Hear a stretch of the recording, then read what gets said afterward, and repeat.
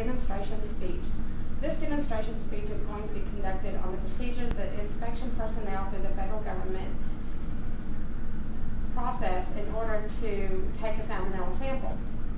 The purpose in this sampling process is to inform the consumers in the public of the important role that inspection personnel have in protecting public health from foodborne illnesses. So federal inspectors take microbiological organisms, testing for microbiological organisms for foodborne illnesses each year. Some of these are things for Listeria monocytogenes, generic E. coli in poultry, and E. coli 0157H7 in beef. We also test prevalently for Salmonella, Campylobacter in poultry. We also test for it in red meat as well, but we're in an establishment that processes poultry products, so that's what this demonstration is going to center on. Federal inspectors test for pathological diseases on a daily basis to make sure that the product that goes out to the consumer public is in a wholesome, ready-to-eat form and safe for human consumption. And like we said, the purpose is to inform you, the consumer public, of the procedures that inspection personnel take every time we take a sample to be tested and sent to the lab. This sets a trend analysis to see how the process is being conducted in the establishment to protect the consumer public. For mock demonstration purposes, this is going to be done inside the USDA office, whereas we would normally do this processing out inside the plant, but for safety reasons, we do not do that at this time. So the first thing we're going to do is learn how to put on the sterile gloves. Then we're going to see how to go about applying that Peptone buffered water that the poultry sample is washed with to send to the lab for testing. And then we're going to see how to go about packaging the sample for submission to the lab. So the first thing we're going to do is we're going to make sure that our hands are sanitized. So we're going to put some sanitizing spray on our hands, and we would also spray the table. The tables out there are already chlorinated tables, so they're already sanitary. So we wouldn't normally do that out inside the plant, but since we're doing it here, we're going to sanitize everything. So then we're going to open up our sterile gloves, maybe.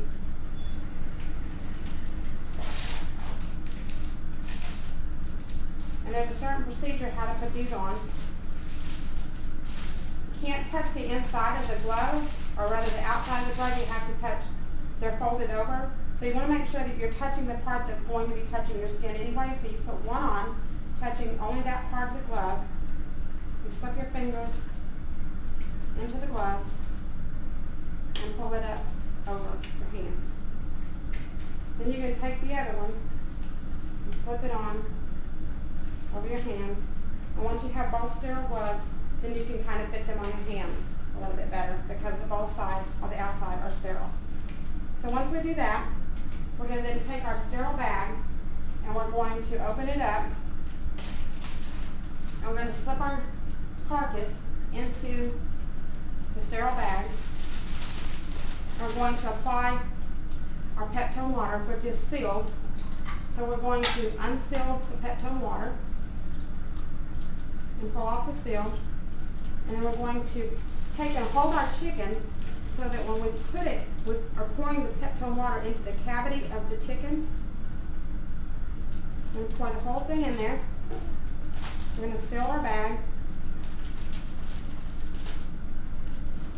And then we're going to put a little bit of air in there so that we can make sure that our carcass is able to be rolled around so that we get the Peptone water throughout the chicken. We're going to rock it back and forth for 30 times. So this takes about 30 seconds or so. And just for time purposes, we're going to pretend that we've done this 30 times. So once we've done that, we're going to remove the carcass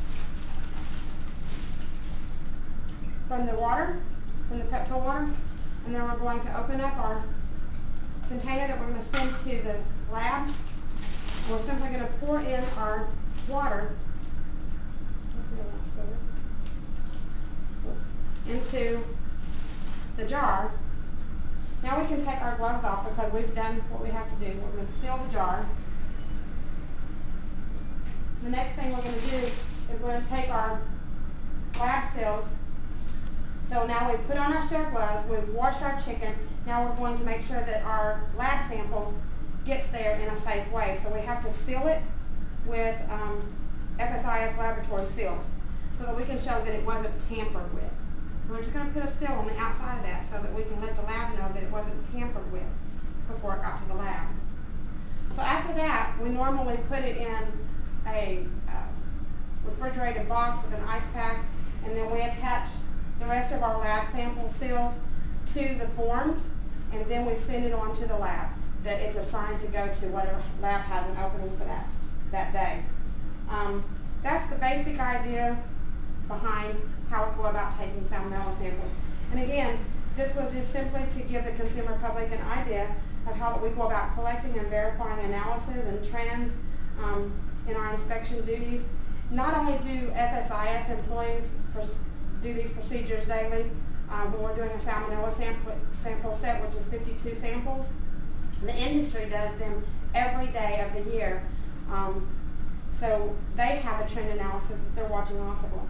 So if you're thinking about what's going on in our economy and with the budget cuts and things that Congress is talking about, when you think about the possible withdrawal of federal inspectors, I want to reassure you that whatever products are out there on the market, they have been sampled, they are safe for human consumption, they are wholesome products.